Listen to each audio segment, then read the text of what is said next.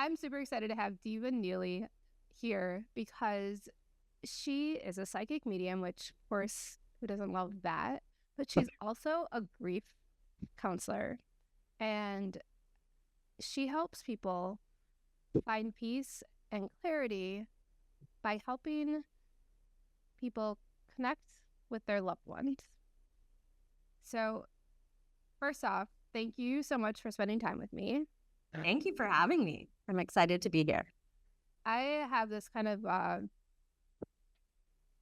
a Pisces, so I definitely have this realm of I'm always interested in what's on the other side. So Like, this isn't always what I did as my main focus. I'm an educator. I was in a classroom for 20 years, and my life changed irrevocably on May 19th, 2013, when my brother died by suicide. And it took me on this path, this trajectory that no one expects when you get news like that. And for a long time, I didn't think there would be a gift in it. And as the universe often works, there was a big gift. And I think, or I say now with confidence, my brother's death saved my life. that's a pretty bold statement. How do you go from that devastating call and knowing that your brother's gone to finding so much peace with it? Well, many years of therapy and just trying to sift through the muck. But we have a hard time when bad things happen. And, you know, it's hard to see through that, to see that there is a greater purpose at the time. And so I'm never one to say to somebody, oh, you'll see the gift in this someday. Because at the time you want to drop kick them, right? Like, if somebody were to say that to me at that time, I probably would have lost it. I think we all know to a certain degree we learn lessons from things happening. So at that time, my world stopped, and I didn't know how to put the pieces back together. It's like you look around you, and it's like this 100,000 piece puzzle, and you think, how will I ever find two pieces that join again? And it really was a long, arduous journey, and I didn't think I was going to make it out alive. I spent 7 years dealing with suicidal ideation myself, just trying to stay alive on a daily basis. And I'm so grateful for the support systems that I had in place at that time. Those friends that were tried and true, that were there with zero judgment, who just let me go through the experience. And I lost a lot of people on the way as well, like throughout that journey. I lost most of my family. I'm estranged from most of them. And it took me a long time to realize and to forgive and understand that hurt people, and that we all operate at a different level of consciousness. And so we operate in the moment, whatever level that is, and we can do irreparable damage to somebody else's life based on the choices that we make. But I was able to get to a place where I could forgive them, understanding that they were dealing with their own unprocessed trauma. They were dealing with their own guilt in regards to my brother. And what was the easiest way out? Something that is a human condition, is we point a finger and we blame someone else. And so in my process, and in that struggle of those 7 years of just trying to stay alive, I was doing all the things I thought one should do or live up to some societal expectation. And that was the problem, is we try to fit ourselves into this box of what people think you should be doing. And in grief, that it doesn't work that way, as it often doesn't when we're talking about mental health in any capacity. Everybody deals with it differently, and everybody experiences it differently. There are similarities, but this is where I think what helped me along the way is I learned compassion, I learned understanding, I learned how to recognize it in other people because I saw it in myself, or I started to.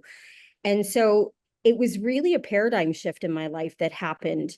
And this was in 2017, 2018. I had moved from Toronto. I was living in big metropolitan city, and I had moved back to my very small hometown. And I think that alone was very healing for me. It reconnected me to my brother in a way I hadn't imagined. And part of that was just even just driving around town, doing my everyday errands and going, oh, that was the park we played at. Oh, I remember when this event happened here.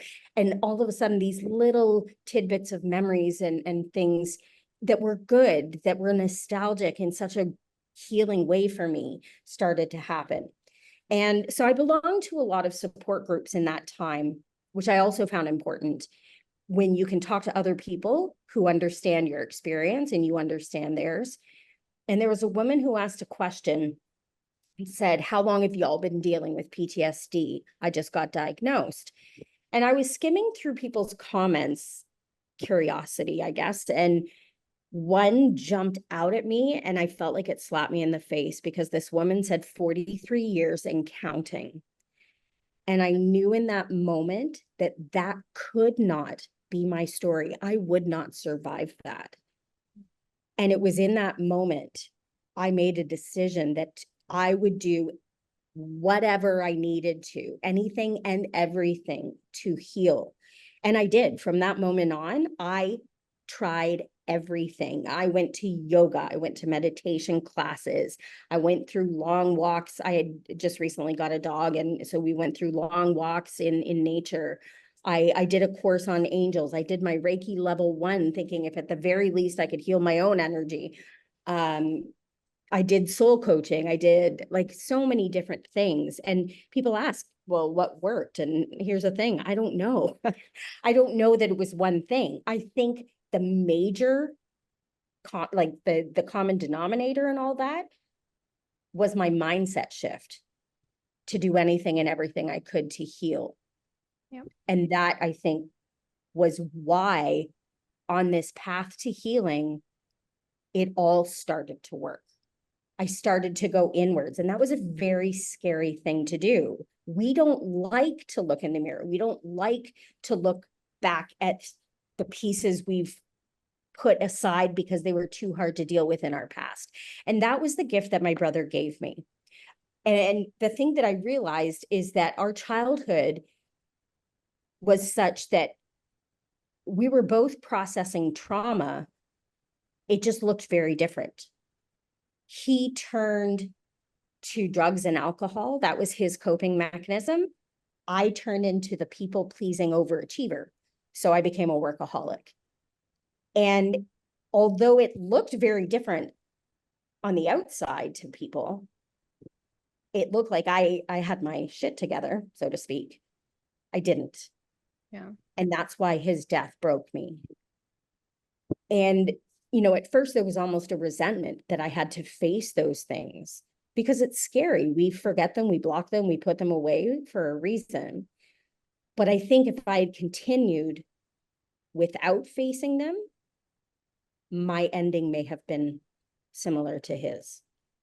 And that's why I say my brother's death saved my life. He forced me to go back and heal those parts of our childhood, to understand those parts of our childhood, to see our father in a more realistic, honest way, to be able to understand my dad and what his behaviors did to us. There were so many things that came of that. It was hard. It was hard, but it quite literally saved my life. Wow. There's a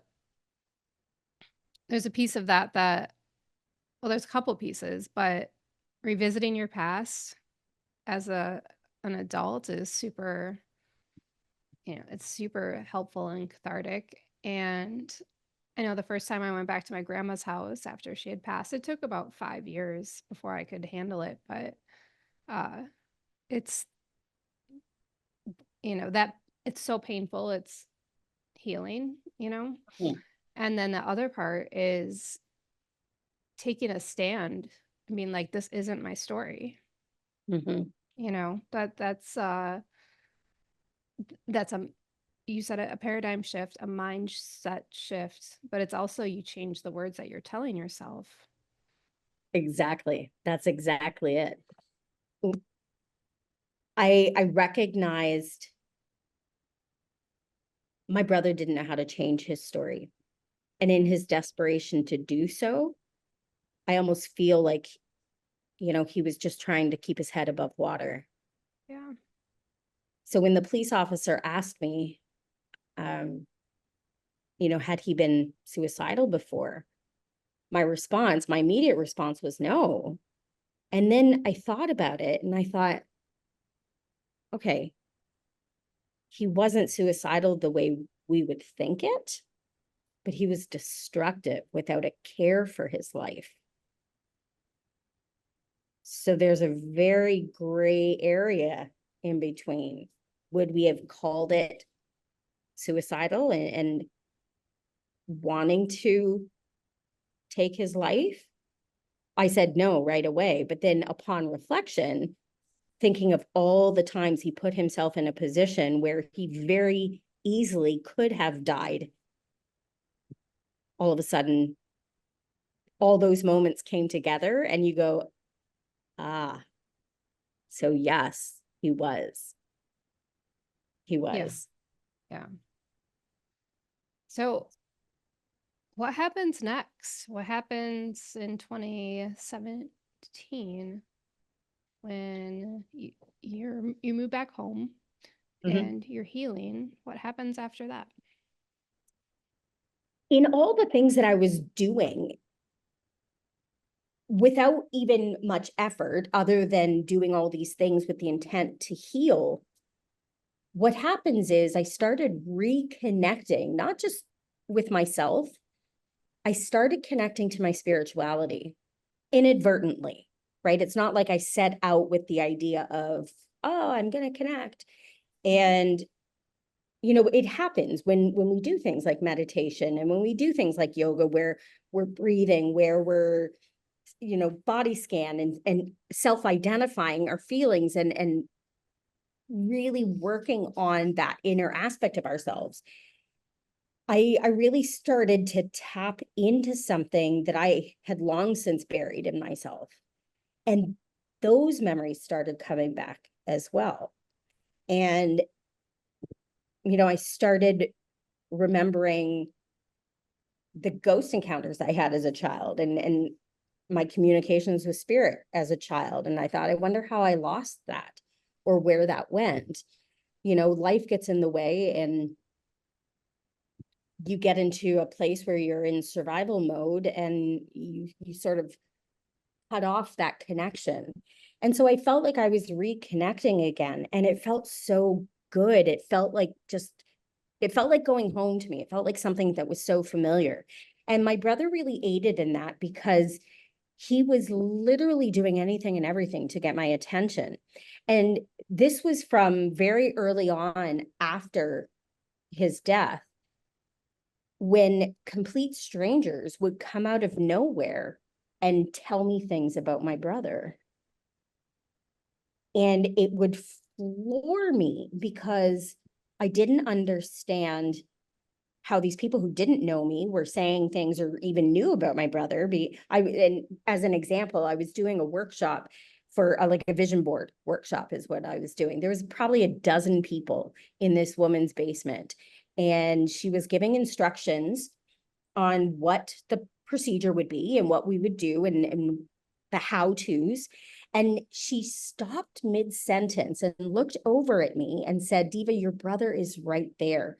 She said, I don't normally do this, but he's like jumping up and down. It's really important you know that he's there. And I felt so vulnerable in that moment because I knew nobody in that room and I just started to bawl.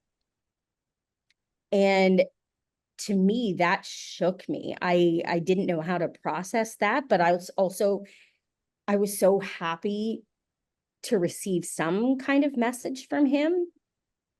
And I wasn't really sure what to do with that information, but she came to me afterwards.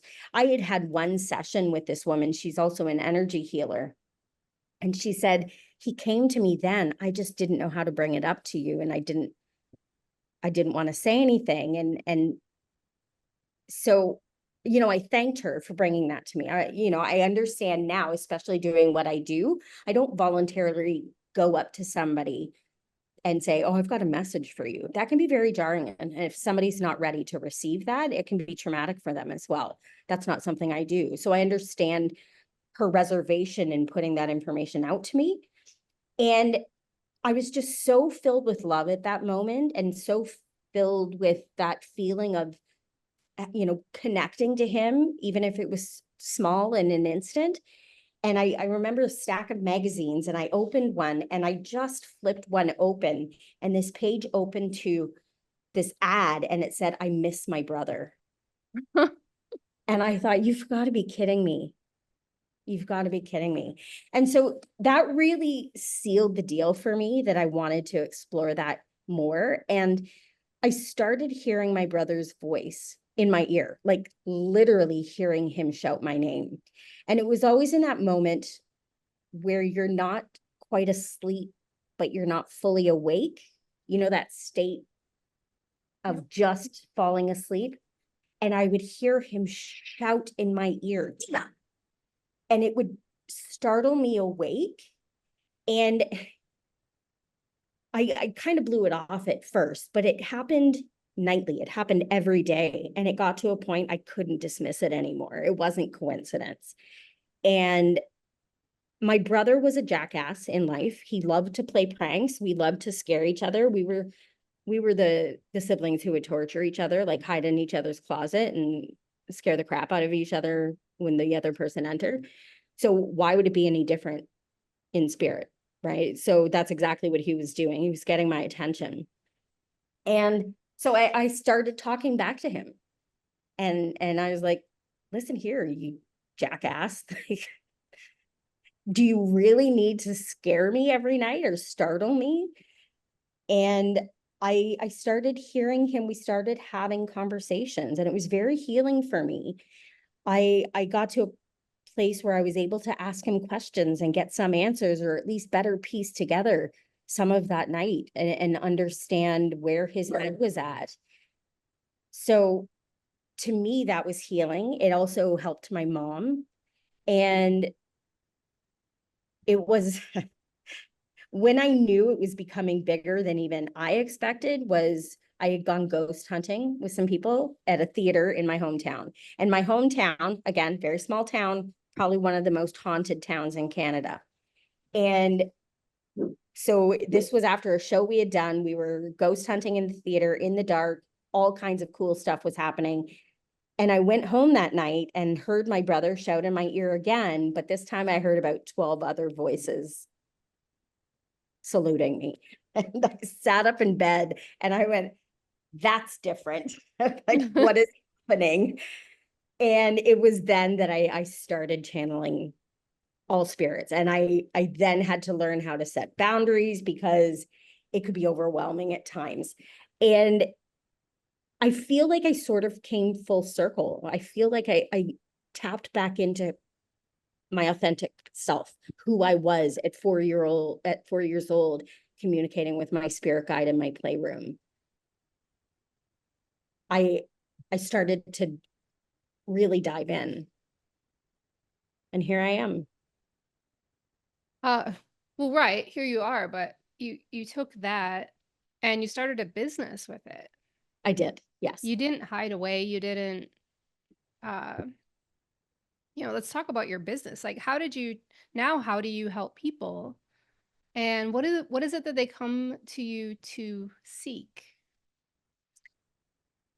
I think a lot of the people who come to me are in that state that I was in shortly after my brother's passing, and just that desperation to feel that connection, right? You feel so lost, you feel this incredible void, and it's almost unbearable. And so what I can do for people is help make that connection. bring them comfort, perhaps answer some questions that they have. And then my goal is always to teach them that they can continue that communication. The number of people that say to me, oh, tell them I love them. I said, you don't need me to do that. They hear you, talk to them, right? Trust your instincts. And the thing is so many people will ask me, this just happened. Was that my husband? I'm like, what does your gut tell you? You don't Right. need me to answer this question. The fact that you're asking me means you probably already know the answer. You're just looking for validation. And so helping people reestablish that connection, my goal is for it to be to them what it was for me, creating that healing space to move forward and to understand that death is not a finality, that it is simply an ending of the vessel we inhabit. Our spirit continues. And those spirits are with us every day. We can communicate with them. We just have to learn how. So I attribute it to everybody can learn piano, right? Most people at some point in their life have had piano lessons. Some people take to it very quickly and have very natural ability, and they do well quickly. Others have to work really hard at it, and it can feel frustrating because it doesn't come easily. But the end result is we can all learn how to play piano. It's the same with spirit communication, right? So when I hear people say, I have a gift, this was God-given gift. It's a God-given gift, and that all of us have it. It's just some are more in tune than others. So my goal is always to teach people and to help people through. So I created this business with the idea that I wanted to create a community of people who were struggling and give them a place to go where they are free of being judged. They can ask questions and people can help each other through it. That was the most significant thing for me in my healing journey, was those support groups. And so that's what I'm trying to create. So I do have a membership with that in mind and do live calls. I just launched it, so it's in its beginning phase, but it's a place I want people to be able to come, to talk, to process, to ask questions, to be there for each other and who are struggling, and have that for themselves 24/7. And then, step that up for those who are more intrigued to start learning how to connect and how to make that a regular thing and make that stronger. I want to help people through that. So I kind of create a space where I help people through grief by reconnecting them. So you're really helping them help themselves. Yes, I want it so that they don't need me for that communication. Right? I love doing it and I love helping people, but I love even more if I can give them the ability and the space to have that for themselves and to maintain those relationships even after death. And so I think something that's really powerful when it comes to Facebook groups and even, membership groups like you're talking about, it's that safe space to voice how you're feeling instead Mm-hmm. of that constant, just stuck, shut down, that feedback loop that we have in our heads. Mm-hmm. So, with any sort of, doesn't have to be grief, but any sort of trauma, it's like finding that way to break that cycle of thought and opening up those, what we perceive as shame or intense sadness, and Mm-hmm. and then And to having be able somebody to, there to facilitate. yeah, exactly. To be able to identify the emotions. And I think we're okay to embrace the sadness, but the minute we feel any anger, we shut that down, not realizing why. We have a right to be angry. Mm-hmm. We have a right to feel all the feelings. We judge ourselves. So it's creating that space to allow people to learn how to identify their own emotions, because so many of us grew up being told to ignore our emotions. Shut them down.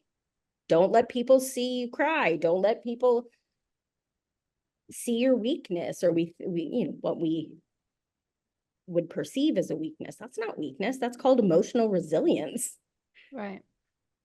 right? Emotional intelligence. Yeah, and being able to identify how you're feeling when you're feeling it, and being uncomfortable. And that's exactly it, right? As humans, we don't like sitting in the discomfort. No, we don't. We do anything we can to avoid it. But here's the thing, it will come back and bite us in the ass at some point. We can avoid it all we want. It will keep coming back until we face it. And I learned that the hard way. So my goal with what I do in my business is to help people fast track. Don't take the 7 years I took, because I was stubborn and ignoring, and I Yeah. was so caught up in, well, and I mean, there was a lot that did happen. There was a lot of trauma I was processing, but it's giving people that safe space. And so do you work one-on-one with people too?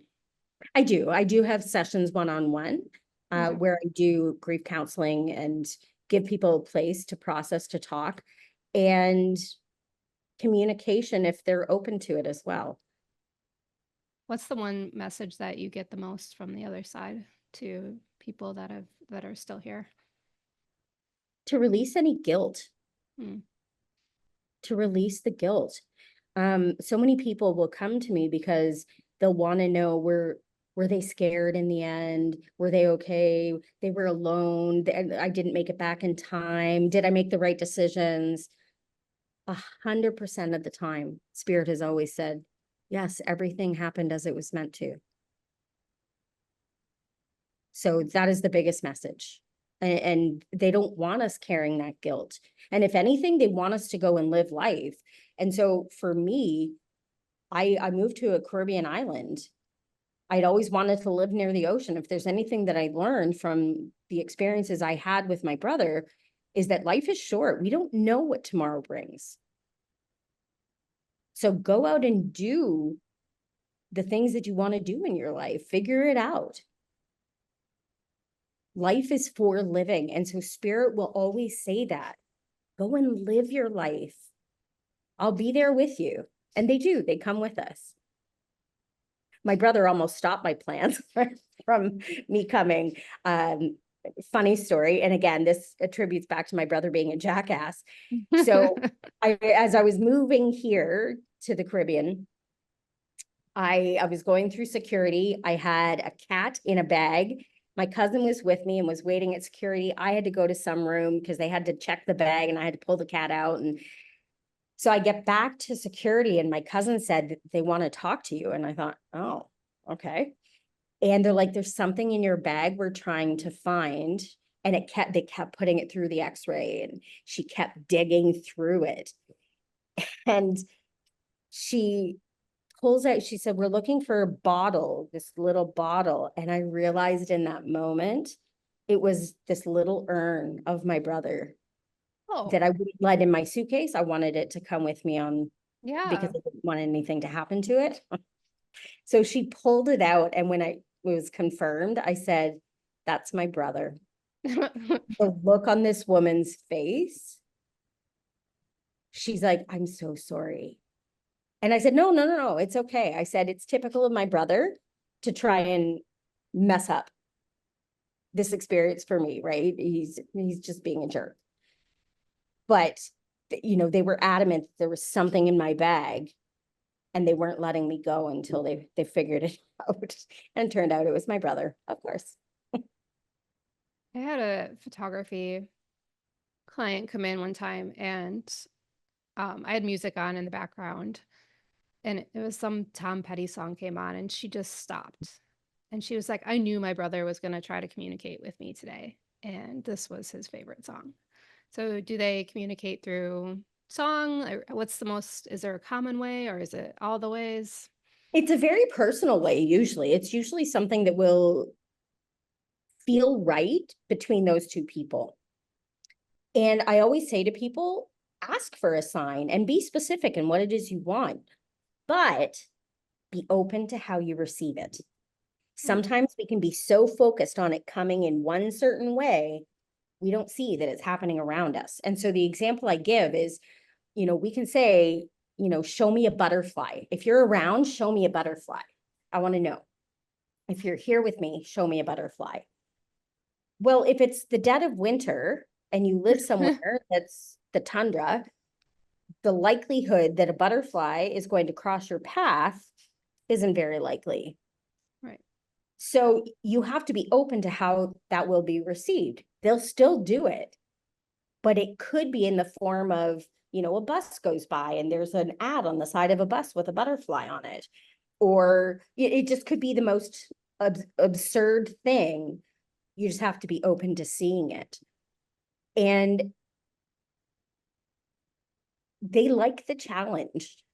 So it can come in the form of animals they can manipulate, right? So for 7 years after my brother's death, I saw a cardinal every day. I had never seen a cardinal in the wild in my life. And when I saw the first one and I said to my brother, "Is that you?" Every day I saw a cardinal. And sometimes I saw two, knowing my grandfather was with him. And not just seeing them, like I'd be walking my dog, they would fly by me, perch on a tree and watch me walk up the path. Like there's no question that these birds were staring at me. And this one woman I did a reading for, I said, I'm seeing dragonflies. I said, is there a connection to dragonflies? And she said, oh my gosh. She said, when my dad passed, we all kept seeing these dragonflies. And then she messaged me about a week after. They were going on another family trip, the first family trip since her dad's passing on the last family trip. And she said that they weren't visited by just one dragonfly. There was a swarm of dragonflies that came by. And I said, oh, he wanted to make sure that you didn't miss the sign. Right? Got all his friends. Boof. So we just have to be open to how we receive those messages and trust your instincts when you know. I had an experience a couple weeks ago, and this was when I was deciding about moving back to Canada. And I said to my brother, I'm like, all right, I haven't asked much of you lately, but I need you to show me a sign if this is what's meant to happen. And not even an hour later, one of his best friends messaged me. I haven't heard from this guy probably since my brother's funeral. And he messaged me saying, I really miss him. Oh, yeah. And I thought, well, if that's not a sign, I don't know what is. And he ended up calling me. We ended up talking for an hour. And some of it was reminiscing about the pain of losing him, but some of it was really good memories and sharing things we didn't know about my brother with each other. And so it was very healing for him in that moment. He needed that connection to my brother. And for me, it was just reaffirming what I had asked my brother to show me. Do you feel, because of the grief aspect, that is it a hard job to have because you're dealing with so much pain, or is it because it's your calling? Is it an easy job? You're dealing with people's, like, at their most vulnerable point. Absolutely. No, it's not easy. And in that, I mean, it's very rewarding, but it can be very emotional for me. So I need to make sure that I'm doing things or have things set in place. I will never do readings back to back. I need time to process and to release and to show gratitude for making that connection. And I always end my sessions with people and thanking them and sharing their loved ones with me, because I feel that it's an honor that I can't thank enough. Yeah. In being able to make that connection and helping people in that way. And with that, I get a picture of that person and who that person was to them. And they allow me to feel certain things. So it can be very emotional. So I have to pace myself. And this is where I had explained earlier that I need to set boundaries because sometimes spirit can swarm in if I don't have those boundaries in place. But it is so rewarding. It balances out in a lot of times. So it's just always being in tune with what I need and to make sure that I'm taking care of myself as well. Yeah, I mean, and it's so funny because that's what we all need to do, Mhm, whether we're dealing with, a very sensitive, vulnerable subject like grief, or we are cooking dinner for our family. We have to make sure that before we start any task, we're mhm. good. So Absolutely. I tell people all the time, we as humans, our instinct is to fill other people's cup, make sure everybody's cups are filled, right? Especially if you're a parent or you have people you're taking care of, you're forever making sure their cups are filled. So I always ask, what do you do to fill your own cup? And 99% of the time, they're not doing anything to fill their own cup. And I'm like, well, then you're pouring from an empty cup. So how can you fill others when you haven't filled your own? And we have to remember that. That doesn't matter what you do or who you're taking care of, or we always have to think we cannot give if we have nothing to give. yeah, it's almost a pandemic in itself, is that Mm, pouring things we don't have into other people's cups because we think we're helping them. mhm. And the reality is, like, you're not helping anybody if you're not helping yourself first. Exactly. Or you're doing it at your own expense. Yeah, And then what are you left with if there's exactly. nobody there to fill your cup or help fill your cup? Right? We all have to be responsible for filling our own. And that doesn't mean that's not selfish. And that doesn't mean, you have to spend all day, every day pampering yourself. Sometimes it can just mean hide away for 10 minutes, find quiet, find solitude, put your phone away and just exist. And this is something that I tell people if they want to connect to spirit, they have to shut up and listen. They will never receive a message if they don't stop and listen.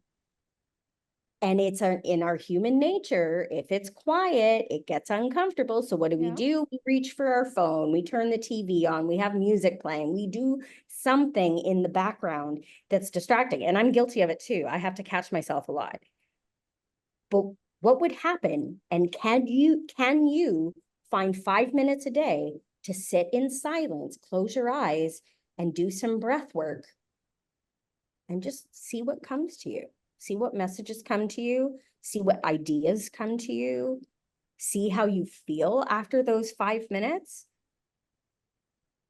It can be quite healing. So, do you have a journal, or do you recommend journaling after I those 5 do. minutes? I do. Actually, I found journaling quite helpful and I've just gotten back into it again. Part of my initial journey of healing, I started doing a gratitude journal. And I started off very simple and I would write every day in the morning and at night 3 things that I was grateful for.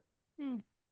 And initially, those 3 things, it was like pulling teeth to find 3, right? I was in such a state of trauma and despair. And so I would say I am grateful for coffee. Yeah. I'm grateful for coffee with whipped cream on it.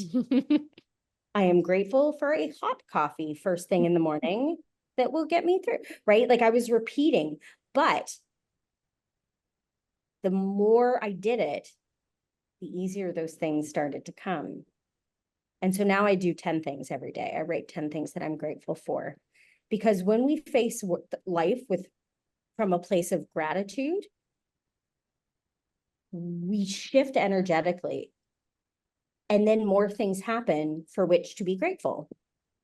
And so journaling is a great way to take the clutter and the squirrels in our brain that are like going all the time and getting them out on paper. And I actually created a grief journal to help people with this. Again, everything I do, I create because I'm like, what could I have used back then that would have been helpful? So this grief journey is 30 days, and it doesn't mean 30 consecutive days. It just gives you 30 days that you choose. I give prompts, I give things to think on, to ponder, to do activities, exercises to do that will help you connect to your loved one, that will help you shift how you're seeing that loss. And it's putting a pen to paper. The action. It's powerful when we put a pen to paper, and not, I mean, you can write on a computer, absolutely, but there's something powerful when we take a pen or pencil to paper. I almost see it as like dumping. You're dumping the emotions onto the page. You're getting them out of your brain and putting them there. You're releasing them. Yeah. And there's something about taking a thought in your head and then using your brain to send the signals to write on the paper, to get the paper. The whole idea of it's creating, it doesn't seem like it, but you're actually being an artist. You're creating something that hasn't been there before. Yeah. And we're all innately creative human beings, souls. Yeah, absolutely. It can be very cathartic and can be very emotional. Mm-hmm. And I always say, don't edit, write, just keep writing and go back and read it later. You might find little nuggets in that writing that you didn't expect. Is that on your website? Do you sell it? Is it on Amazon? Where is your grief journal at? It's for free and it's on my website. It's on my website. The link is there, and it will send it to you automatically. Now, if somebody wanted a hard copy of it, they can buy it on Amazon. Okay. So But it's you just want to help people. I do. Yeah. I really do. One other question I have for you, which is something we didn't really talk about beforehand, but you wanted to live close to the ocean Mhm. and you did it, and now you're moving back. So let's talk about the process of making that choice Mhm. to, okay, this was my dream and I did it, and now it's not my dream anymore, and I'm okay with that. Was that I know you talked about your brother being part of it, but for you, was that a hard decision to make? And what prompted it? It was a hard decision for me to make because I love being near the ocean. Living as an immigrant anywhere is difficult. And you can vacation somewhere and it can be beautiful and amazing, but living there is a whole different ball game, right? There's a lot to learn. And possibly including a new language, which I have struggled through for the past year and a half. My Spanish is getting better, I can proudly say, but it can be challenging. And it can be challenging being away from all that you know and from your support group, your network of people. And I've met amazing people here as well. But the people I've met here don't know my story, or don't know much of my story. Not like, friends that I've been friends with since I was a kid or teenager, and The my hometown. parents as well. In recognizing that I was living my dream. I loved it. I've had a great experience. I don't regret it. There were things that happened that prompted me to think maybe it's time to go home. And, there was a death in our family that really affected my mom emotionally that I hadn't seen since my brother's death. And I felt very helpless being here, that I couldn't be there for her. And as I see my mom and my stepfather aging and that getting more difficult for them to maneuver as well, I thought, you know what, I've had this experience and I'm glad I did it, But I think the next step for me is to be present for my parents as they're aging, and reconnecting with my support system. So it was a hard decision because I love the weather here. I wasn't upset about missing winter. And like we had previously mentioned, I didn't think it through that I'm going home before the winter. Well, Silly I'm in me. Wisconsin, so I know what's coming. Oh, yeah. Um, Yeah, so well, I want to say one thing and then you can go wherever you were going, but when I'm talking to you, my heart just feels so full. Like I just know you have oh, such a big heart. So thank you. That means a lot to me. That's my goal. And I think it's important when we live our purpose and we live passionately about something that means something to us. And it doesn't have to be as profound as, dealing with grief. But when we do something that I feel like I have the potential to make an impact, that's all I've ever wanted in my entire life. I just didn't know what that looked like. And this is what I'm talking, or what I had talked about previously, about we don't understand the gifts we're being given when we face these trials in life. I didn't know what the gift would be in my brother's death. And how can you when you're just trying to process that event? But now I realize I am meant to make an impact by helping other people who are struggling, because I know what that's like. I've been there. yeah. So that's always my goal. And it's funny because a friend of mine and I, she and I are very similar, and we actually met through the pandemic online in a course, and I would consider her one of my closest friends, and we've never been in the same room. But she's also a psychic medium, and she helps people in love. She was in a very abusive, narcissistic marriage, and I saw her leave that marriage, and I supported her through that, to now see her taking her gifts and blossoming in this relationship with somebody else. And her goal through that trauma is to help other people find healthy relationships after having such abusive and such negative experiences in their relationships before. And it's funny, not funny, haha, but funny because we often say, you see these millionaires being made, and they're surrounded by scandal, and they're surrounded by narcissism, and they're surrounded by all this negativity. And she and I keep saying we are determined to be millionaires who can do it on the back of helping people from an honest place. We should be able to be financially abundant without having to scheme and to undermine. For sure. That's our goal, is to prove that it can be done, because it's very hard to find. It is, and I love those shows, the fraud, and because I like to see it when they get caught. But Right? Yeah. it is also, what does success look like? And you can have all the money in the world, but if you don't have a good heart and good people around you, you're going to end up cold and alone. You can't take it with you, as you probably deal with. That's exactly it, you're, right? you're the expert in that field. Yeah. And the funny thing is, when we have these conversations, it's not about this desire to be a millionaire because we want it. We think of a million ways we can We help can other help. people with it. What you My can do with it. goal in my business is to run a grief retreat where people, because I love being near the ocean, I've been here for a year and a half.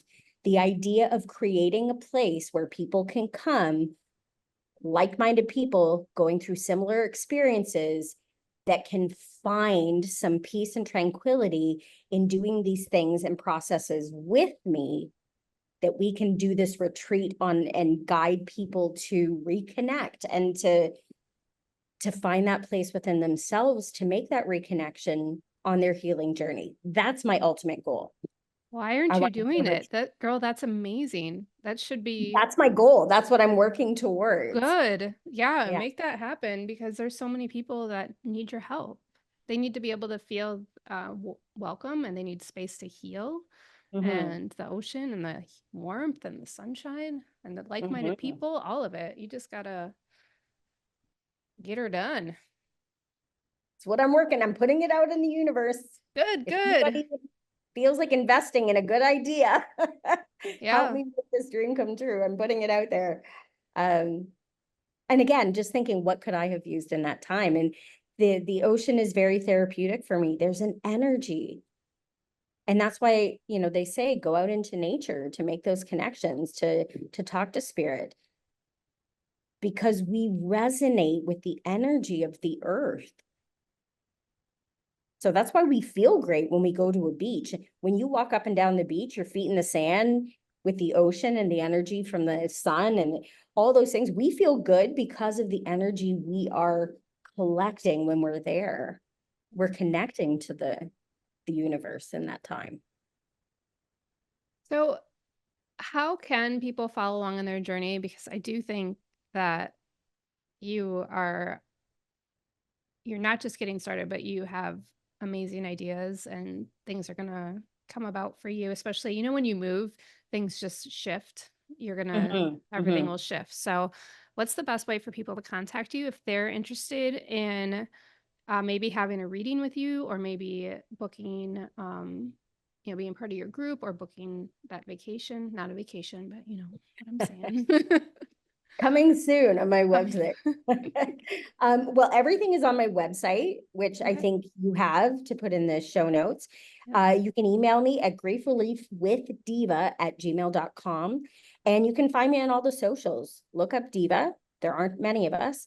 I'm on TikTok, I'm on Instagram, Facebook, and I have a YouTube channel as well. And I just launched that. It's where we talk about grief, and we talk about good grief. It's actually called Good Grief. And for a very profound reason, in that there are gifts in our grief, and talking about people's experiences and their grief to growth and how that transformed their life, and giving people tools and tips and things that will help them. So I've got I've got so much everywhere that's free or inexpensive for the purpose of trying to help as many people as I can. And you're still charging though, so you can make money and get to your $1 million Yeah, I need to status. get better at that. You need to get better at that. Uh, that'll be another podcast. I'll talk to you about that. Work through my money blocks. Yeah. All right, my dear. Thank you so much for being on the show, and you're welcome back anytime. Oh, thank you so much. This has been a pleasure.